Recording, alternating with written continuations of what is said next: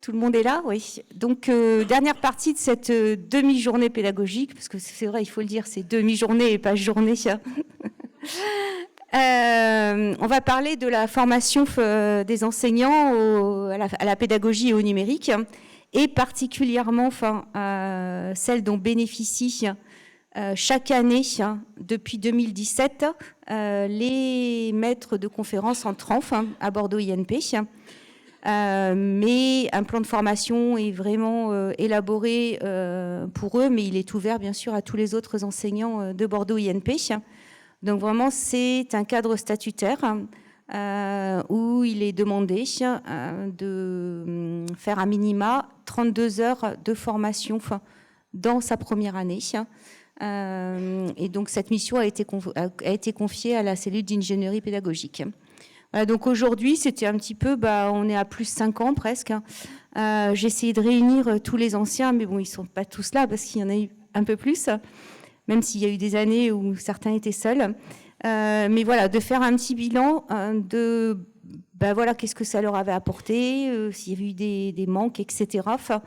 Et puis, on a des nouveaux maîtres de conférences cette année aussi. Je ne sais pas s'ils sont dans la salle, mais il y en avait quelques-uns. Ouais, quelques-uns. Voilà, et tous les ans, en fait, on essaie de proposer quelque chose de nouveau pour essayer au mieux de se caler sur à la fois leur timing, leurs demandes. Voilà. Donc, voilà, petit bilan à plus 5 ans. Donc, je vais les laisser se présenter rapidement. Voilà, Philippe, prenez votre micro. Et l'année à laquelle tu as bénéficié de la formation. Ouais. Alors moi, je suis pas du tout à plus 5 ans, vu que moi, je suis arrivé en 2023. Donc, c'était en fait l'an dernier. Et j'enseigne l'informatique au département télécom de l'ENSERB Matmeka. Bonjour à tous. Alors moi, ça fait 2 ans, en 2022, je pense comme Isaura et Noémie ensuite. Et donc moi, j'enseigne plutôt tout ce qui est chimie inorganique, donc à l'ENSMAC, dans le département CGP.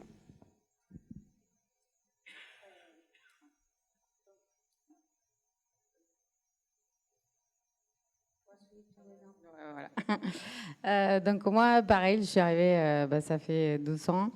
J'enseigne à l'ENSMAC, tout ce qui va être la partie conservation des aliments, un peu de microbiologie dans le cadre de production de biomolécules. Et donc j'ai bénéficié aussi également de l'accompagnement de la cellule pédagogique. Noémie Chagnot, comme Maëlle et Isora 2022, et moi je donne des cours à l'ENSC en psychologie cognitive et en ingénierie de conception, ingénierie cognitive. Émilien, 2021, j'enseigne la microbiologie à l'ENSMAC. C'est bon. Joris enseigne donc à l'ENSTBB. J'enseigne statistique et programmation machine learning. Et bonjour à tous, Mathieu Chevrier, donc je suis un vieux, moi c'est 2019 où je suis arrivé, donc j'enseigne l'automatique principalement à l'ENSERB Matmeka, mais aussi je fais un peu les prépas et l'ENSPIMA, donc Bordeaux INP en force. Voilà. Bon, on va commencer par la première question. Voilà, vraiment la première question que je leur ai posée, c'était qu'est-ce qui a été positif dans ces heures de formation, qu'est-ce que finalement à plus 1, plus 2, plus 3, vous en avez retenu et mis en œuvre éventuellement. Philippe, je te laisse la parole.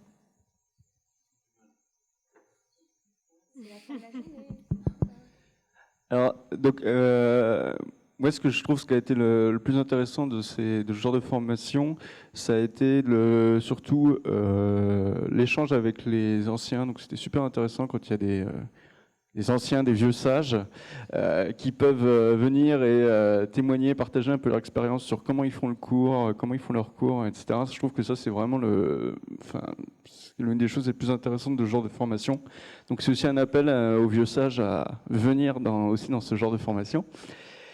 Et en fait, moi, ce que j'ai découvert avec ce genre de formation, c'est que, en fait, la pédagogie, c'est une science, et que et qu'en fait, c'est normal de se poser des questions sur comment est-ce qu'on doit concevoir un cours et que il y a peut-être plus de méthodes possibles que juste ce qu'on a vu tout du long de sa propre scolarité. Et je trouve que ça, en soi, ça a été quand même super intéressant et quelque part aussi un peu rassurant de se dire que c'est normal, en fait, si je me pose des questions sur comment est-ce que je dois enseigner ça, comment est-ce que je dois évaluer ça. Donc quelque part, je trouve que c'est ces points-là, surtout moi, que j'ai beaucoup apprécié sur ces formations-là. Merci. Donc, je suis bien évidemment d'accord avec ce qui a été dit. Et moi, je rajouterais peut-être juste que ces heures de formation, elles ont été assez... moi, je les ai très bien accueillies parce que je me suis rendu compte que quand on arrivait en tant qu'enseignant-chercheur, on avait une vision assez idéalisée et ou personnelle de ce qu'allait être l'enseignement face aux élèves.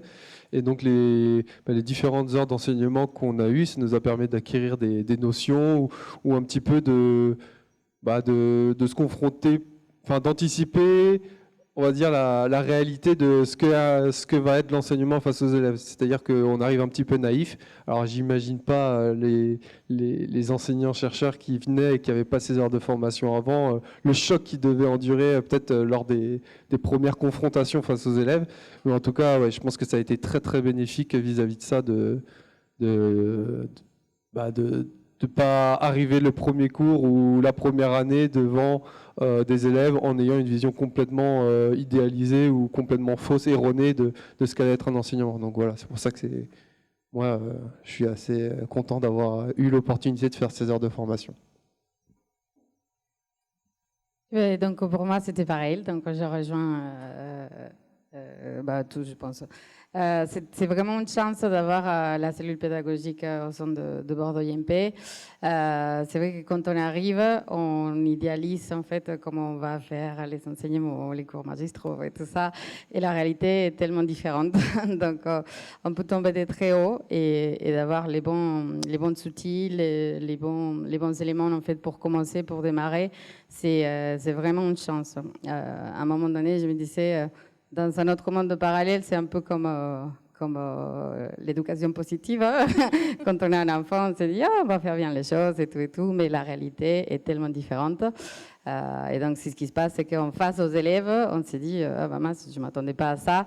Et finalement, on retrouve avec les outils de la cellule pédagogique l'aide en fait qui est nécessaire pour bien faire son travail. Voilà. Moi, pour ma part, donc pareil que mes collègues. Il y a aussi le fait que quand on arrive à Bordeaux INP, et même à Bordeaux pour moi, c'est que je connaissais personne, et je connaissais personne dans Bordeaux INP. Donc il y en a qui ont fait leur thèse ici, donc qui connaissaient déjà un petit peu du monde. Mais moi, je connaissais absolument personne. Et les formations, ça a aussi été le moment où j'ai rencontré des gens, en fait.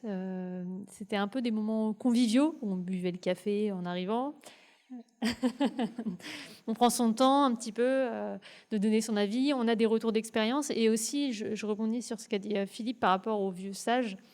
Les vieux sages, ils se trompent aussi et ils racontent leurs difficultés. Et en fait, c'est agréable aussi d'entendre que des gens qui ont de l'expérience se trompent également, en fait. Donc ça rassure en même temps. Donc c'est presque un soutien psychologique. Pour ma part, je n'ai pas fait la même formation que les autres. Je me rends compte peut-être que je regrette un peu. En fait, j'ai fait la formation en ligne, se former à l'université sur une plateforme en ligne, donc sur Funmook. Donc j'étais tout seul dans mon coin. Alors ça optimise le temps, mais en fait, ça donne des bonnes bases, on va dire formelles et assez théoriques sur comment enseigner dans le supérieur. Mais en fait, tous les aspects positifs que je viens d'entendre, ça, je ne les ai pas eus. Donc l'expérience un peu plus pratico-pratique des anciens, etc. Et en plus, ces bases formelles, elles sont difficilement applicables dès le début. On a plutôt envie de conseils assez rapides à utiliser. Donc, en écoutant mes collègues, j'aurais préféré peut-être prendre la formation qu'ils ont suivie. Après, il faut dire que tu étais tout seul, Émilien, ouais, peut-être. Oui, tu étais le seul, en fait, cette année-là. Il n'y avait que toi de recruter. Et il me semble que tu étais en période Covid, non? Ou post-Covid? Pas loin, oui. 2021, il y avait des trucs qui traînaient. Oui. Et oui. Donc, en fait, on avait un peu opté pour un peu de sécurité. aussi. Voilà, mais il y a eu quelques webinaires, hein, mais effectivement, tu étais tout seul. Hein. J'entends. Alors là, pour le coup, je fais directement partie de la génération Covid. Ceux qui sont arrivés pendant le Covid et qui ont dû monter leur enseignement en distanciel, avec très peu de contact avec les étudiants. Donc ça a été un peu la croix et la bannière. Et c'est vrai que pour le coup, les formations étaient salutaires pour une prise en main rapide des outils pour les cours en distanciel. Donc, typiquement Moodle, où quand on arrive et qu'on n'a jamais touché à Moodle, c'est juste un labyrinthe. Donc ça a été vraiment salutaire là-dessus. J'ai beaucoup apprécié ces formations-là. Et alors, c'est le cas de certains enseignants-chercheurs, mais quand j'ai été recruté, j'ai dû directement monter un enseignement qui était inexistant. Donc ça n'a pas été évident. Et voir directement les différentes approches pédagogiques, ça m'a évité dans certains cas de devoir totalement refondre mon cours a posteriori. Donc dire, bon, bah, ok, peut-être déjà en amont, je peux monter ce cours-là dans ce contexte-là. Donc ça a été quand même particulièrement apprécié. Bon, ce qui est bien, c'est qu'en passant dernier, tout a été dit. Donc je rejoins totalement ce qui a été dit. Et effectivement, je suis arrivé pile poil au moment du Covid. Donc comme Joris, ce qui a été extrêmement profitable, c'est notamment la formation Moodle. Il a fallu qu'on s'adapte extrêmement vite aux enseignements à distance. Donc ça a permis de prendre en main l'outil très vite. Ce que je voudrais rajouter aussi, c'est que c'est vraiment bénéfique dans le sens où je pense que contrairement aux enseignants du secondaire, où ils ont vraiment des formations à la formation, à l'enseignement, on est un peu parachuté. Enfin, moi, ça a été le cas. On n'a jamais enseigné avant. C'est ce qui a été dit. On arrive dans son premier cours et on se débrouille. On essaie de mimer nos illustres ancêtres. Enfin, bon. Voilà. Donc, on fait au mieux et ces formations permettent de découvrir d'autres façons d'enseigner aussi, peut-être de se moderniser éventuellement et de mieux se préparer à l'enseignement. Donc, je trouve que ça a été également très bénéfique. Merci. Donc voilà, comme l'a dit tout à l'heure Philippe, tous les illustres sachants, venez aux formations, car nos nouveaux maîtres de conférences sont avides de retour d'expérience, entre autres. Voilà, donc là, c'était vraiment les aspects positifs qui ont pu vous accompagner dans votre arrivée. Est-ce qu'il y a des choses qui vous ont manqué ? Alors, en fait, on s'en rend compte souvent un peu après de ce qu'a manqué. Moi, je me suis rendu compte, en fait, il n'y a pas longtemps que, mais en fait, quand je finis 2 heures de cours, je suis complètement crevé. Et est-ce qu'il n'y aurait pas une petite formation par rapport à ça, ou alors est-ce que la formation c'est juste l'expérience? Donc ça je ne sais pas.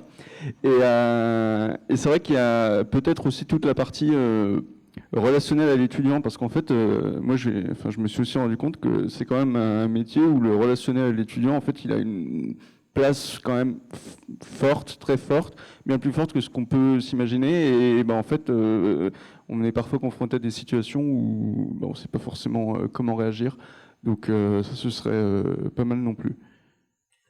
C'est vrai qu'on a discuté un peu ensemble de ça, tout ce qui est relations pédagogiques et puis posture, en fait. Tout ce qui est posture de l'enseignant par rapport à certains cas de figure, entre autres. Voilà, donc c'est des petites choses qu'on note. BSA et Sciences Po, vous notez aussi, s'il vous plaît, vu qu'on mutualise parfois. Merci. Alors moi, sur cet aspect, je pense pas que j'ai grand-chose à dire. Alors ça va en plus rejoindre peut-être ce qui a été dit. Alors c'est plus peut-être par rapport à la gestion du stress devant les étudiants, même si en fonction de nos personnalités, on en a plus ou moins pendant les premiers cours.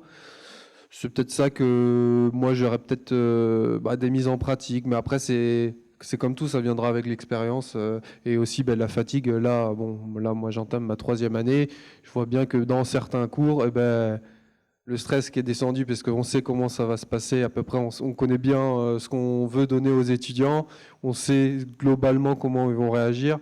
La fatigue, on va dire, elle est de moins en moins grande de mon côté pour certains enseignements. Donc, je pense qu'il y a des choses qui vont venir avec l'expérience et c'est sûr que c'est peut-être difficile de tout donner à ce moment-là pour des jeunes maîtres de conférences. Donc après, c'est peut-être pour ça que ça ne va pas faire de mal non plus dans les années futures de continuer à se former à la pédagogie via ces outils-là. En tout cas, comme tu disais, tu dis, bah voilà, ça vient avec l'expérience. Mais moi, ce que j'entends, c'est que ça peut être parfois très inconfortable. Et donc, s'il y a des choses qui puissent vous aider dès le départ, notamment comme la gestion du stress ou la posture, bah, autant les mettre en place dès le départ. Et voilà, le but, c'est que ça vous facilite la vie aussi. Par rapport à la gestion du stress, d'ailleurs, je pense que je le cite souvent quand j'en discute avec des collègues.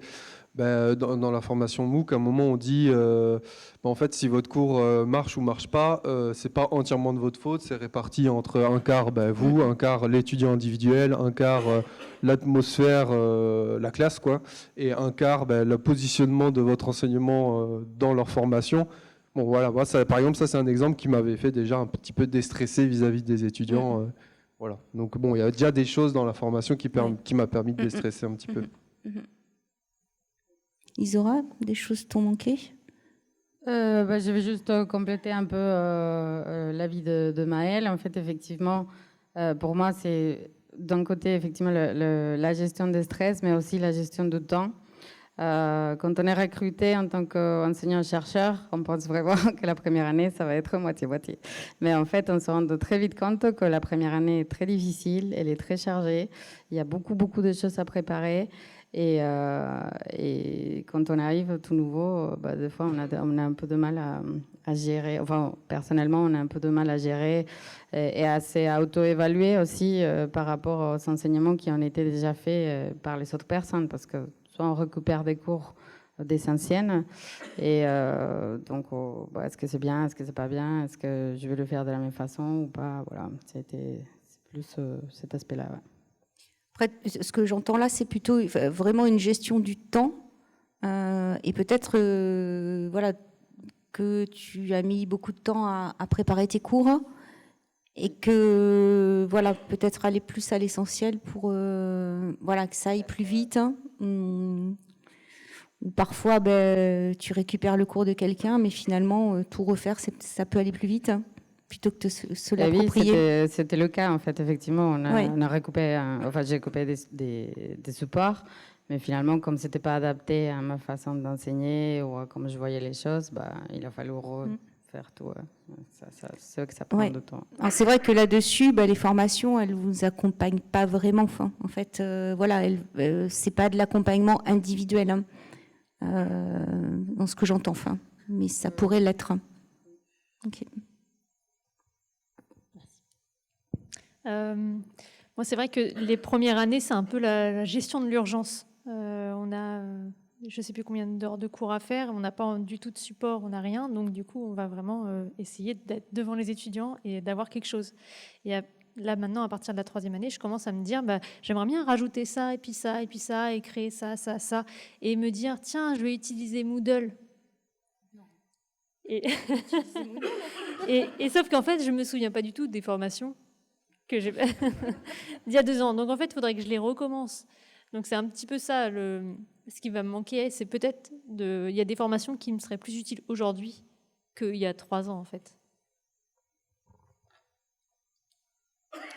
La formation MOOC, je pense qu'elle est assez complète, mais effectivement, en fait, ça met plein de bases en place qu'on n'a pas le temps d'appliquer. Donc, du coup, j'ai revu un peu ce que j'avais fait. Effectivement, on oublie pratiquement tout. Et je pense qu'en fait, le premier étage de la fusée, quand on démarre ses cours, c'est juste la base. Et en fait, toutes les infos supplémentaires, en fait, on n'a pas le temps de les traiter, de les assimiler. Et donc, en fait, oui, c'est après 2 ans, 3 ans qu'on peut les intégrer à nouveau et qu'il faut les revoir. Mais sinon, oui, c'est assez complet. Ouais, et donc, ce qui me manquait plutôt, si on fait que en ligne, c'est des conseils plutôt informels ou un peu plus pratico-pratiques du quotidien, quoi. Après, le MOOC a évolué là, où il y a beaucoup plus de retours d'expérience maintenant. Parce que tous les ans, il est un peu revu et je trouve qu'il a bien évolué. En ce qui me concerne, je vais revenir sur ce qui a déjà été dit, mais c'est vrai que le relationnel à l'étudiant, c'est une part non négligeable, je trouve, du métier et sur laquelle on n'est pas formé. Et on a tous plus ou moins notre bagage et tous plus ou moins on va réagir façon adaptée ou moins adaptée, ou juste être entre guillemets figé, à ne pas savoir comment prendre cet étudiant en main pour l'amener plus facilement. L'étudiant stressé qui se met à pleurer en examen, ça arrive à tout le monde, je pense, et on n'a pas forcément le bagage pour gérer ça. L'étudiant qui est réfractaire, qui juste il n'aime pas la matière et il ne veut pas la bosser, mais il faut quand même l'emmener avec soi. Donc c'est plus ce genre de cas qui, moi, était problématique. Heureusement, ça n'est pas arrivé souvent, mais face auquel j'ai été un peu bloqué et dire mince, comment je gère ça. Ça, c'est vraiment les aspects qui sont du relationnel, qui ne tiennent pas de la pédagogie en tant que telle directement, mais qui y sont fortement liés.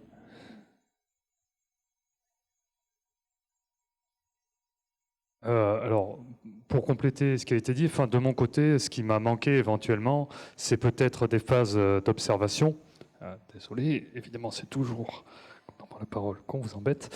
Alors, ce que j'aurais bien voulu, voilà, c'est des phases d'observation pratique peut-être, c'est-à-dire qu'on nous met face à des nouveaux moyens d'enseigner, des nouveaux moyens pédagogiques qui sont très intéressants.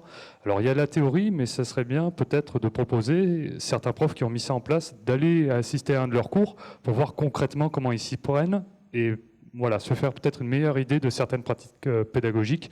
Voilà, on parle beaucoup des classes inversées ou renversées. C'est peut-être pas toujours simple, mais le fait de le voir, ça peut peut-être aider aussi à se faire sa propre idée et à essayer de mettre ça en place dans ses propres cours. Voilà, donc c'est... Alors complètement, je trouve que c'est une super idée. Après, il faut que chacun accepte d'être, entre guillemets, observé. Oui. Voilà. Donc, voilà, je pense que... je ne sais pas, Jean-Marc, tu voudrais être observé pour montrer ta classe renversée? Pourquoi pas, ouais.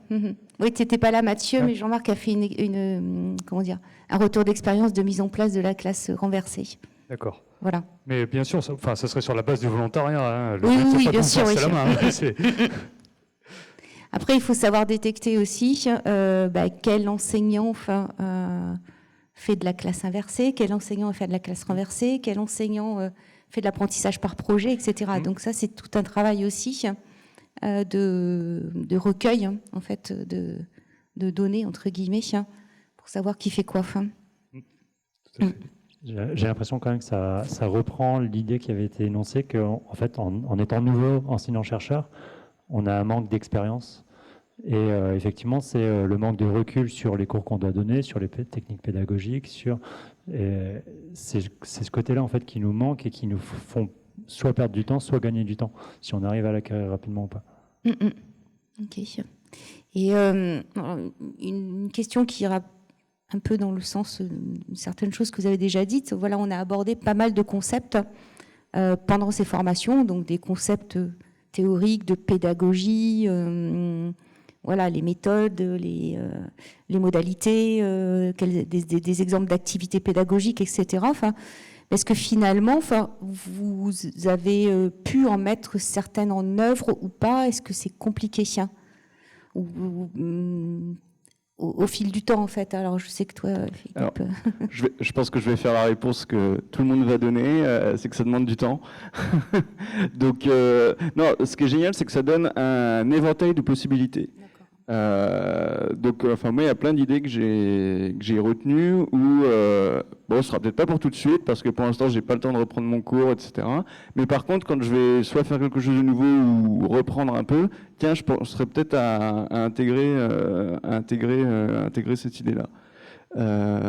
Et puis après, il y a aussi, ce qu'on a déjà dit, qu'il faut monter les cours un peu dans l'urgence. Et en fait, non, je vais pas...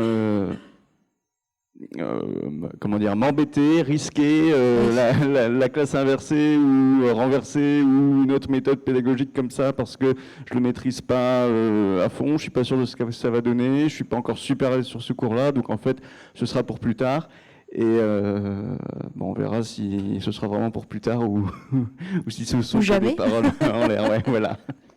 Non, mais ce que j'entends, c'est vrai que pour avoir discuté avec aussi plusieurs autres enseignants, avant de vraiment se décider à changer sa méthode, je crois que l'enseignant a besoin de vraiment être très très à l'aise avec sa discipline pour pouvoir envisager en fait, prendre un peu de recul, de hauteur et envisager une autre méthode. C'est vraiment tout ce que tout le monde me dit.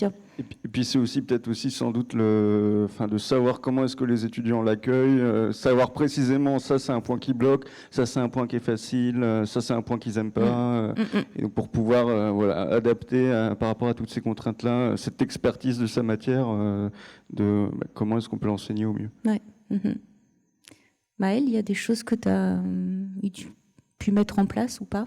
Alors oui, alors c'est marrant puisque avec Jean-Marc on est à 3 bureaux à côté et on s'est rendu compte il y a quelques jours qu'on faisait une classe inversée quasiment dans 2 départements différents mais quasiment sur la même chose, donc les méthodes de synthèse en chimie inorganique.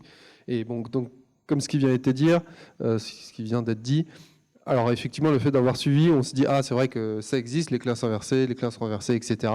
Et je suis pas sûr que j'aurais eu l'idée d'en faire une sur cette matière si j'avais pas eu cette formation. Et ensuite, par contre, c'est sûr que là, j'ai eu la chance d'avoir un cours où je maîtrise, où je connaissais bien ce que j'allais enseigner. Et c'est sûr que si c'était quelque chose que je maîtrisais pas, j'aurais jamais osé faire une classe renversée dès la deuxième année. Donc voilà. Mais en tout cas, c'est sûr que si j'avais pas eu cette formation, je pourrais jamais savoir, mais ça m'étonnerait que je serais parti sur une classe inversée aussitôt, du moins.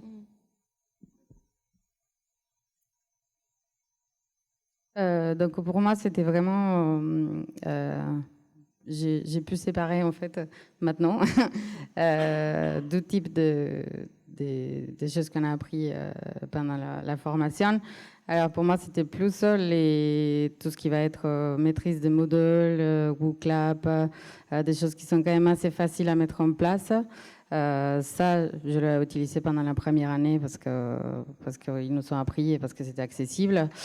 Après, pareil, je rejoins tout ce qui va être classe inversée, renversée, enfin des méthodologies en fait un peu plus poussées dans la pédagogie. Je pense que c'est que maintenant que je commencerai à envisager à le mettre en place. Donc c'est vraiment pour moi c'était à utiliser tout de suite et à long terme. Parce que c'est vrai que par exemple il y a un autre aspect, je me suis rendu compte, c'est que pendant la première année et la deuxième année, on commence aussi à connaître les étudiants. Donc maintenant, je peux dire que c'est pas la même chose une filière qu'une autre, les apprentis que la formation continue. Donc en fait, le fait de pouvoir adapter son enseignement à chaque type d'étudiants, c'est toujours utile. Et il y a aussi une autre chose que je me suis rendu compte, c'est que par exemple avec des méthodes comme, des techniques comme WooClap, tout de suite, les étudiants, tu retrouves en fait des enfants qui ont envie de jouer, qui ont envie de participer, mais après, quand tu rentres dans le vrai enseignement, tu vois l'intérêt qui part un peu, et tu te dis mince, et donc là, on utilise des autres outils comme comment rendre son cours intéressant, voilà. Donc c'est vraiment complexe en fait comme bagage. Oui, moi j'ai pas mal utilisé donc WooClap en début de cours, surtout pour faire des rappels des anciens cours. Et par exemple, tu nous avais donné, Corinne, l'exemple de Prési. Et en fait, c'est des problèmes, c'est qu'à chaque fois c'est payant. Donc en fait, on réadapte. Donc finalement, au lieu d'utiliser Prési, j'ai utilisé PowerPoint, mais j'ai utilisé PowerPoint d'une certaine manière en fait que j'avais pas utilisé avant. Et pour la classe renversée, alors on avait un exemple tout à l'heure. Moi, j'utilise la classe renversée pour un 2CM. Qui est pareil, un cours catalogue, etc. Sauf que nous, c'est 80 étudiants par promo. Donc comment on fait de la classe renversée avec 80 étudiants ? C'est compliqué, mais c'est pas grave, en fait, je les laisse pas tous passer à l'oral, mais ils doivent tous préparer le cours, en fait. Donc voilà. Et je pioche au hasard. Ouais, c'est dur.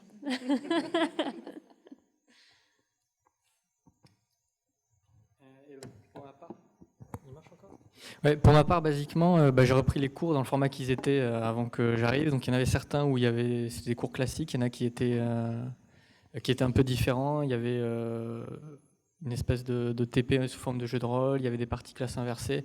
Donc j'ai repris le format tel qu'il était. Et après, oui, j'ai testé différentes choses. Il y a aussi une notion de tirage au sort, c'est de leur demander de réfléchir à la fin du cours de faire un résumé du cours. Donc comme ça, ils savent qu'ils peuvent tomber, donc en fait, ils sont attentifs. Et à la fin, il y en a un qui résume le cours, donc au moins, ça permet d'intégrer les données. Et ça fait partie des trucs qui sont un peu restés. Et après, j'avais testé différentes choses, mais ça s'est distillé au fur et à mesure du temps. Avec le recul, en ayant revu mes notes de la formation, je pense que je pourrais en retester à nouveau d'autres avec l'expérience. Peut-être que je les gérerai mieux et je les adopterai plus facilement. Après, c'est des choses, voilà, comme demander un résumé à la fin du cours, ça ne demande pas d'investissement en amont pour toi. Et finalement, voilà, c'est une petite technique toute les simple. élèves, ils ont la pression sociale de se dire je ne vais pas être ridicule, donc il faut que je suive le cours. Ouais.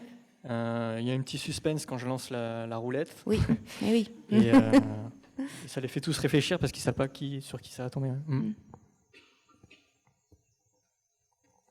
Alors en ce qui me concerne, j'ai assez rapidement mis en place les outils d'implication de l'étudiant, participation active, ce genre de choses qui avaient été présentées.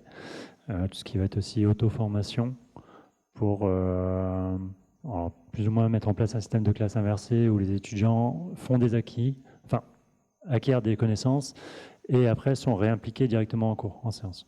Donc ça a été mis en place assez rapidement. C'est donc de la classe inversée. Ouais. Classe inversée. Et il y a d'autres éléments que j'aurais bien aimé mettre en place, mais là j'ai été plus limité. Par exemple, la classe renversée, effectivement, quand on est 60 ou 80 étudiants par promo, classe renversée, on ne peut pas faire passer tout le monde. Donc, est-ce qu'on les évalue sur la classe renversée ou est-ce qu'on n'en évalue que certains? Est-ce qu'on ne les évalue pas? Et du coup, ça leur fait du boulot vraiment assez conséquent en plus, qui n'est pas valorisé. Enfin, c'est assez difficile, je trouve, à mettre en place dans certains cas. Donc c'est toujours des idées qui sont en suspens à mettre en application le jour où ça arrivera, où il y aura un alignement de planète et différentes contraintes vont se libérer et tiens là ouais j'aurai assez de recul pour le mettre en place quoi. Et pour ma part, ce que j'ai mis en place par rapport aux formations, c'est notamment des quiz sur les cours où j'enseigne, où je suis tout seul entre guillemets, voilà, avec des feedbacks automatiques. Également, avec des collègues, on a mis en place des examens Moodle, notamment pour des promotions de 100. Alors, ce jour-là, vous priez fort pour que le réseau ne tombe pas. Jusque-là, ça s'est bien passé. Mais après, ça a quand même ses avantages, c'est que c'est corrigé de suite et la scolarité est très contente. Et ce que j'ai essayé aussi, c'est des soutenances sous forme de jeu de rôle, en fait, où j'avais testé ça une année, donc c'était sur des projets. À la fin, je me plaçais en tant que, en gros, patron d'entreprise. Et puis les élèves, ils étaient par groupe, ils devaient me présenter leurs solutions. Et l'idée, c'est que mes conseillers, c'était les autres élèves. Et c'est les autres élèves qui posaient des questions, qui essayaient de mettre un peu, entre guillemets, en difficulté, mais pas méchamment, ceux qui passaient. Et voilà, ça rendait la soutenance un peu plus vivante et un peu moins informelle que quand ils sont tous pités devant vous à essayer de retranscrire ce qu'ils ont à peu près compris. Voilà. Oui, finalement, vous avez tous testé quelque chose et l'idée, c'est pas de tout révolutionner d'un coup. Voilà, les petits pas, les uns après les autres, je pense que c'est ce qu'il y a de mieux à faire et pas vous mettre en danger non plus plus. Quoi. C'est ce qui a été dit, c'est que je pense qu'on ne peut pas tout faire d'un coup. Enfin, on arrive, on a des enseignements à reprendre, à assimiler, à comprendre, à faire. S'il faut en plus ajouter une dimension, une formule pédagogique novatrice, tout faire d'un coup, c'est peut-être un peu risqué. Je pense qu'effectivement, je rejoins ce qui a été dit au début, c'est qu'il faut qu'on s'approprie le cours. Et ce que tu as résumé aussi, Corinne, c'est que sur le fond, on maîtrise bien notre cours et après, on peut se permettre de se faire plaisir et par petits pas, voir ce qui marche pas, et puis essayer de mettre des nouvelles choses en place. Et moi, j'avais une dernière question aussi, parce que c'est tous les ans, c'est un peu la question, c'est le temps, donc 32 heures, ça paraît finalement pas énorme, mais il faut quand même les trouver. Donc, tous les ans, on se questionne sur la temporalité, justement. Qu'est-ce que vous en avez pensé, vous, de cette temporalité? Donc, clairement, c'est des formations disséminées sur toute l'année. Donc, on a essayé on impose directement les jours et puis, faut que vous vous rendre disponible ou pas. Si vous pouvez pas, tant pis. C'est proposé bien plus de 32 heures pour pouvoir piocher à l'intérieur des heures par-ci par-là. C'est très difficile en fait de trouver le bon format. Il y a aussi, on lance un sujet de formation et Bah, si ça mord, en gros, voilà, s'il y a au moins 4 personnes, hop, on lance la formation, on trouve une date commune. Mais ça, il y a aussi un travail derrière un peu laborieux. Voilà, qu'est-ce que tu en as pensé, toi, Philippe? Alors, donc ouais, il y a ces problèmes de calendrier, de trouver tout le monde. Moi, je trouve que c'était intéressant d'avoir la possibilité d'en faire un peu à la carte, parce que ça permet en effet ah bah non, ce sujet-là m'intéresse pas, m'intéresse pas du tout, ou n'est pas forcément applicable à mes enseignements, donc je vais le zapper. Et sinon, en fait, 32 heures, on pourrait croire que ça fait beaucoup, mais en fait, ce qui est sympa, c'est que c'est seulement 32 heures de présentiel, en fait. Nous, on n'a rien à préparer pour venir. Donc, les 32 heures équivalent TD, en fait, c'est pas 32 x 4. Donc ça, c'est vraiment sympa. Et je pense que, étaler, alors il y avait aussi la question de est-ce qu'on les étale tout au long de l'année, parce qu'il y a quand même une temporalité un peu étrange qui fait qu'en fait on a les enseignements après avoir commencé à enseigner. Donc est-ce qu'il n'y aurait pas quelque chose à faire par rapport à ça? On avait évoqué un faire séminaire, 2 jours plein, un petit séminaire à la rentrée dès qu'on arrive pendant 2 jours, les bases de la pédagogie. Un petit peu de budget pour aller ailleurs qu'à Bordeaux INP, pour pouvoir bien tous les prendre en même temps, et voilà, ça serait parfait. Comme ça, il n'y aurait pas d'excuse de calendrier. Moi, les 32 heures, alors moi, vu que ça a été assez clair dès le début qu'on vous met une décharge de 32 heures, mais il faut faire les 32 heures de formation, bon, moi, ça ne m'a pas posé de soucis niveau de ça. Après, juste ce qui était bien, c'est qu'il y avait certaines heures de formation qu'on pouvait faire via le MOOC, ou en distanciel, on n'était pas forcément obligé d'être en présentiel. Donc, on va dire de verrouiller au moins certaines heures de formation via le MOOC et tout ça, ça peut... C'est bien, cette dualité il y a des formations en présentiel, en distanciel ou un petit peu à notre rythme. Ça, je pense qu'il faut garder, puisque ça peut un petit peu s'adapter à chacun, aux emplois du temps de chacun. C'est-à-dire, on ne stresse pas si on est soudainement, on n'est pas disponible à tous les créneaux en présentiel par coup de malchance, etc. Donc, voilà, le fait qu'il y ait cette possibilité de faire en distanciel ou à notre rythme via un MOOC, c'était bien aussi. Je pense qu'il faut garder. C'est vrai que vous ne l'avez pas eu l'an dernier, parce que le MOOC comme il avait été refondu un peu, il n'avait réouvert qu'en janvier, mais moi on n'avait pas la date au départ de quand il réouvrirait. Quand je dis ouvrir, c'est qu'il est accessible sur la plateforme France Université Numérique. Donc vous n'avez pas eu cette possibilité l'année dernière de faire de l'hybride, en fait, la distance et du présentiel. Isora, toi, sur la temporalité? Non, moi je pense que pareil, en 32 heures, c'est facile à suivre, c'est pratique quand on est au présentiel, comme ça a été dit. On n'a qu'à y aller, à préparer, à écouter ce qui est dit. Ça, c'est assez facile. Je me répète un peu, c'est juste par rapport à la temporalité de certains enseignements par rapport aux autres. Est-ce qu'on va utiliser de suite? Pourquoi pas le voir dans un premier temps, dans un petit séminaire ou comme ça. Et c'est ce qu'on risque d'utiliser plus tard. Voilà, est-ce qu'on peut le voir à la fin de l'année ou peut-être. Mais on va voir ce que ça donne. Non, mais j'entends, parce qu'il y a tellement plein de sujets qui sont abordés. Et voilà, peut-être d'aborder les bases pendant 2 jours en début d'année. Et puis après, on distille des petites choses tout au long de l'année. Bon, à voir. Pour moi, au début, quand on m'avait dit qu'il fallait que je fasse 32 heures de formation, j'ai pris ça un peu comme la thèse, comme en thèse où on doit faire une centaine d'heures de formation pour valider la thèse.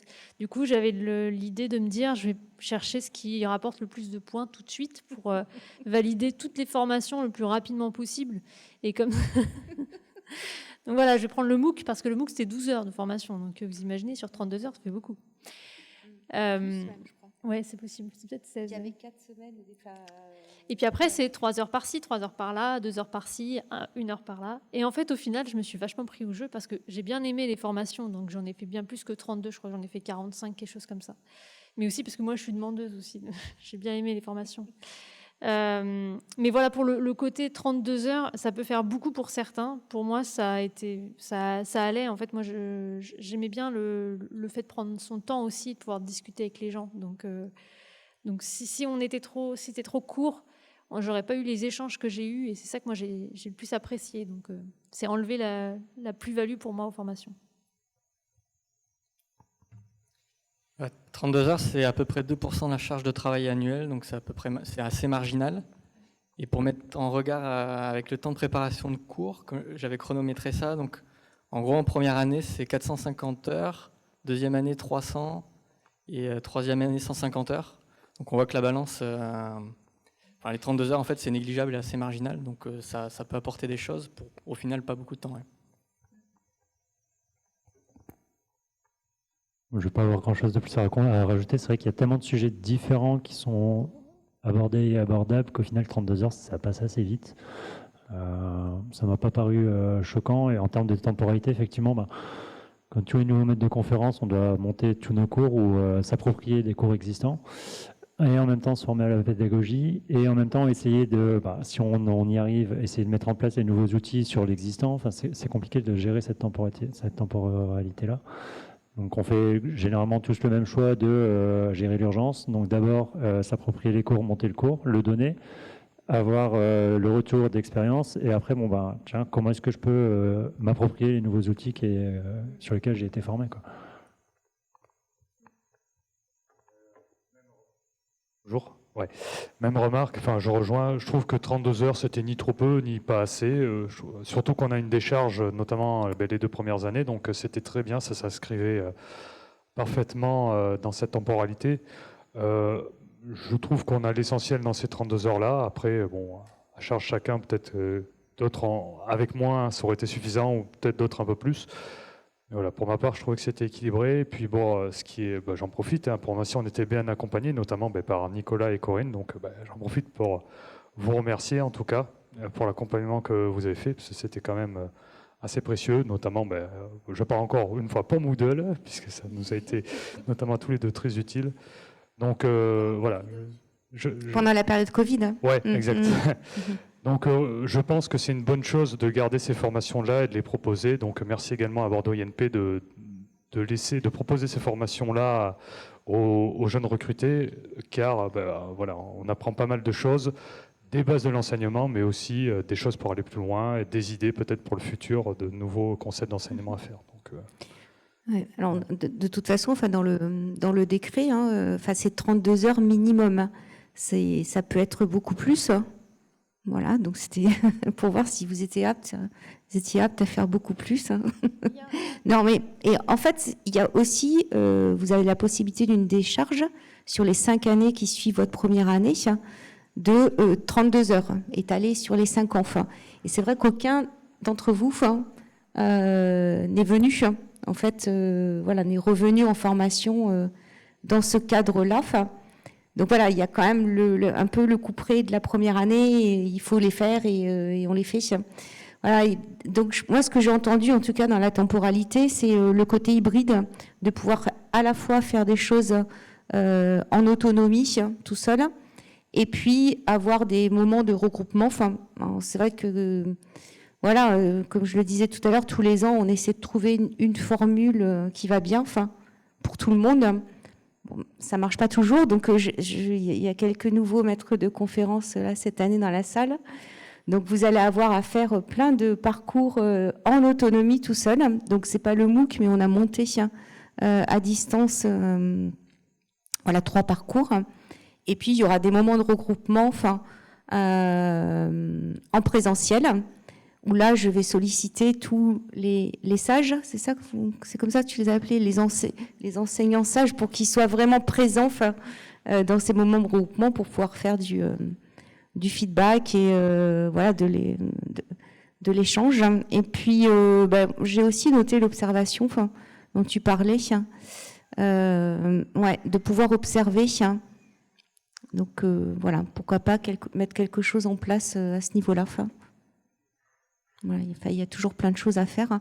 Je ne sais pas si vous avez des questions. Moi, j'ai mes collègues de Sciences Po et Bordeaux Sciences Agro qui sont là, avec qui on travaille depuis de longues années. comme si ça faisait des années, quoi. Voilà. Mais voilà, qui peuvent. Je ne sais pas si vous avez un retour à faire, vous, parce que bon, je sais que BSA n'a pas du tout la même injonction, puisque vos enseignants, eux, ils dépendent du ministère de l'Agriculture, et que le ministère dispense directement. Enfin voilà, une formation. Donc Bordeaux Sciences Agro n'a pas à former ses enseignants. Ouais. Florie.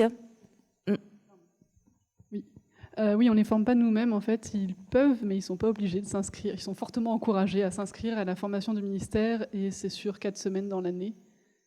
Et voilà. Nous, on les incite à Bordeaux Sciences Agro, mais en soi, ce n'est pas la même obligation. Et ce n'est pas chez nous que ça se fait. Et donc, ils ont 4 semaines de bloqué. Quand ils s'inscrivent, oui, en général, on les décharge de leurs cours. Ouais, donc ça veut dire qu'il faut qu'ils dégagent 4 semaines dans l'année où ils vont se former. Ouais, mais en général, dès qu'ils arrivent, ils l'annoncent et c'est banalisé pour eux, quoi. D'accord. Voilà. Moi, je veux remercier pour vos retours parce que c'est toujours très intéressant pour nous. Donc, on fait un petit peu le même dispositif à Sciences Po Bordeaux en face. Et moi, déjà, ça m'a fait du bien de vous entendre et de voir que c'était utile ce qu'on faisait. Donc, et bravo Corinne. Et bravo tous les gens qui travaillent avec toi. Ce que je me dis, c'est peut-être qu'on pourrait davantage communiquer sur ces fameuses 5 années suivantes dans lesquelles un enseignant qui le peut, parce qu'après, j'imagine que vous prenez la responsabilité de certains enseignements et je sais que c'est pas toujours facile de s'en dégager, etc.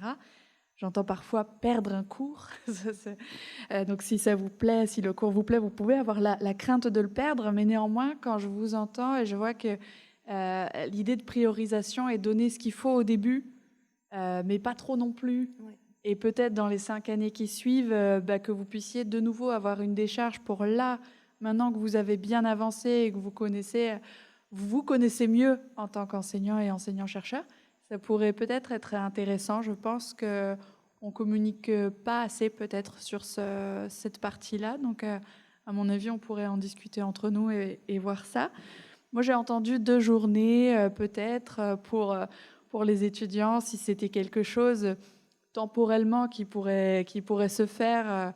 Pourquoi pas inter-établissement dans notre petite gang ça pourrait être un moment sympathique et on pourrait se répartir les formations ou les thèmes, etc.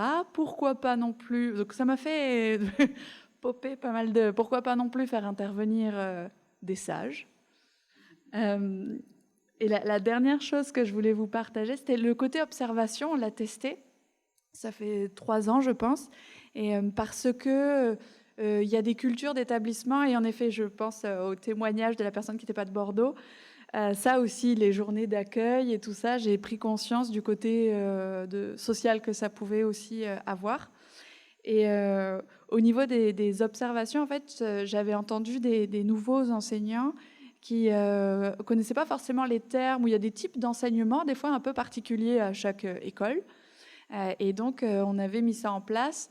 Dès le début, avec les nouveaux maîtres de conf, on se dit qu'est-ce que comme type de cours, qu'est-ce que tu aimerais aller voir. Et ensuite, avec lui, on cherche un enseignant qui serait partant.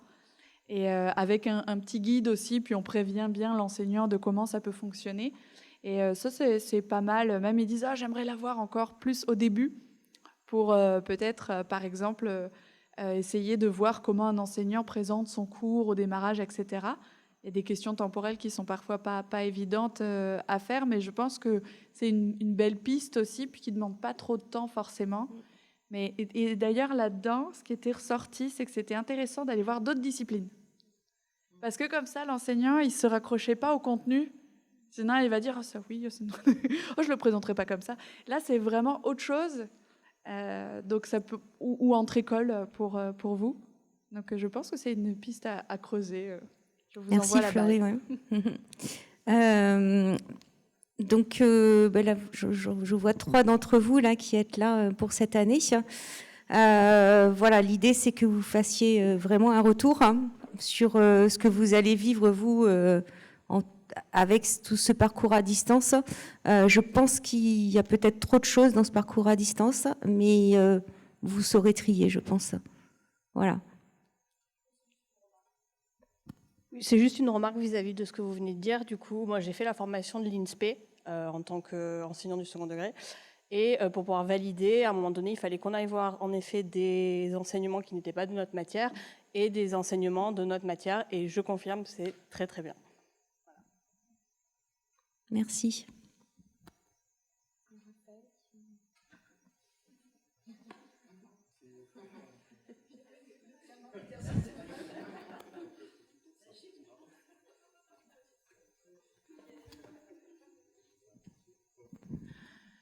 Merci pour ce retour. Et moi, je voulais juste élargir un tout petit peu pour dire que ces formations, tous les ans, Corinne, tu les proposes aussi à tous les enseignants-chercheurs de l'école, enfin de Bordeaux INP. Et personnellement, je trouve ça très bien parce que on est des formateurs, on parle de formation tout au long de la vie. Et nous aussi, se former au fur et à mesure sur de nouvelles façons d'enseigner, c'est aussi très intéressant. Et comme ça a été dit par toutes les personnes autour de la table, au bout d'un certain nombre d'années d'enseignement, on est un peu plus prêt à revoir nos enseignements, à enseigner différemment. Et à ces moments-là, on voit ces formations aussi sous un regard différent, et c'est très bien. Et c'est pour ça aussi qu'il faut continuer à les ouvrir à tout le monde. Pas de souci. Bon, là, c'est vrai que cette année, il y en aura beaucoup moins, puisque ça sera des 3 gros temps, en fait, de regroupement. Mais voilà, l'année prochaine, on bougera encore les choses, parce que tous les ans, c'est différent. Donc, ouais, ok. Dernière question.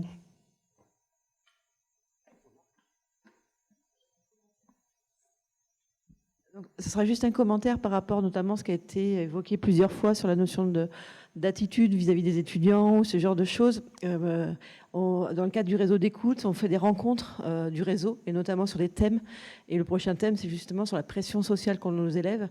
Et je conseille vraiment d'y aller parce que c'est que des professionnels qui interviennent et ça permet aussi d'avoir cette posture-là et de comprendre aussi le point de vue de l'élève vis-à-vis de ce qu'on peut leur faire subir, entre guillemets. Donc voilà, et je vous donne la date, c'est le 27 novembre, la prochaine rencontre sur la pression sociale. 25 novembre, pardon. Voilà. Merci Véronique. D'ailleurs, je me rapprocherai certainement de toi par rapport à trouver des pistes sur la partie, posture. Peut-être que on verra. Pour l'année prochaine. Oui. Non, mais...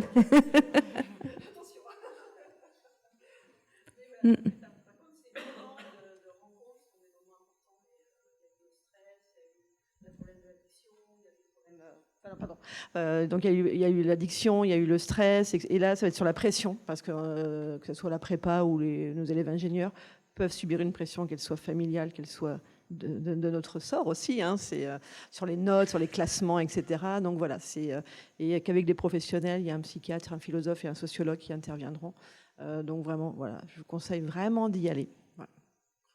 Bon, en conclusion, moi je dirais, comme souvent, les ingénieurs pédagogiques vous préconisent diversifier vos méthodes, etc. pendant vos cours. Moi, ce que je retiens là, c'est vraiment une diversification aussi dans la proposition de formation, conférences, un peu d'hybride, c'est-à-dire des choses en ligne à faire en toute autonomie, du présentiel avec du retour d'expérience, en tout cas des témoignages, et y rajouter de l'observation et de nouvelles thématiques au-delà de la pédagogie et du numérique, comme vous le disiez. Il y a effectivement cette relation pédagogique qui fait partie de l'enseignement. Donc voilà, cet aspect-là, je le rajouterai bien. Merci en tout cas à tous les 7. Merci Corinne. On va donc terminer cette demi-journée pédagogique en remerciant évidemment tout le monde, tous les intervenants, vous, les précédents, et puis bien sûr Yvan Pigeonnat. Pour le panorama, on espère que ça vous a donné envie ou envie d'en savoir plus, à minima, peut-être débloquer des choses, qui sait. Peut-être qu'il faut approfondir certaines choses, effectivement, ça sera l'occasion dans les prochaines fois. Merci à vous d'être encore là, d'avoir tenu jusqu'à la fin de la journée. Je continue avec les remerciements. Merci à Corinne d'avoir organisé cette journée. C'est l'organisatrice en chef. Hein. Alexandre Plouvier, il n'est pas là, mais c'est lui qui s'occupe. Hein. Il est caché derrière, excusez-moi. Je savais bien que tu laissais pas tes trucs tout seul quand même. Donc, qui s'occupe de tout ce qui est audiovisuel et grâce à qui on aura bientôt une vidéo à revoir ou à voir pour ceux qui n'étaient pas là. Peut-être pas demain, mais pas loin, quoi. Sachant qu'il y a quand même eu une coupure au moment de l'alarme incendie et qu'il y a une caméra qui n'a pas voulu, fonctionner. Aller plus loin. Ouais. Voilà. Ah oui, tiens, si, j'en profite pour vous rappeler, vous n'êtes pas très nombreux, mais on ne sait jamais, que la deadline pour l'appel à projet initiative pédagogique de Bordeaux INP 2025, c'est dans un mois, vendredi 22 novembre. Donc on vous renverra un petit message. Si vous avez encore des doutes, des envies, mais des doutes, vous n'hésitez pas à nous contacter. On a encore le temps de remplir des dossiers. Ils font 2 pages, donc c'est toujours jouable. Les prochains rendez-vous, les journées pédagogiques de BSA et Sciences Po, sans doute. Quand on connaîtra les dates, on vous les communiquera. C'est 10 avril à BSA, c'est ça, et Sciences Po, vous n'aviez pas encore fixé, je crois, Mathilde. Fin janvier, début février, ouais. Donc tout ça... Une sur l'intelligence artificielle et l'autre sur l'évaluation. Alors parlerez-vous de l'évaluation des compétences?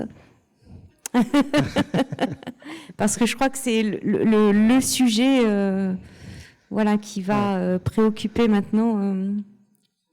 C'est sans doute ce qu'il va falloir approfondir, effectivement, maintenant qu'on l'a survolé.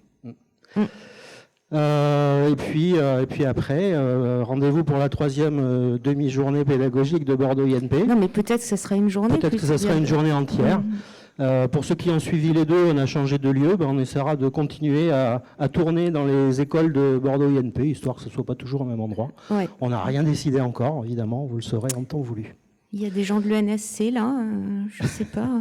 Vous nous accueillez, voilà, allez. Ça sera peut-être ça. Alors. C'est noté. Ça sera peut-être le NSC. Silencieux. Oui, ah bah oui. Ouais. Voilà, moi j'ai terminé. Corinne, tu veux ajouter quelque chose? Non, j'ai rien de plus à ajouter. Juste en espérant que les compétences vont tourner dans votre tête. Hein, encore et encore. Voilà. Merci en tout cas d'avoir été là. Merci et bonne fin de journée.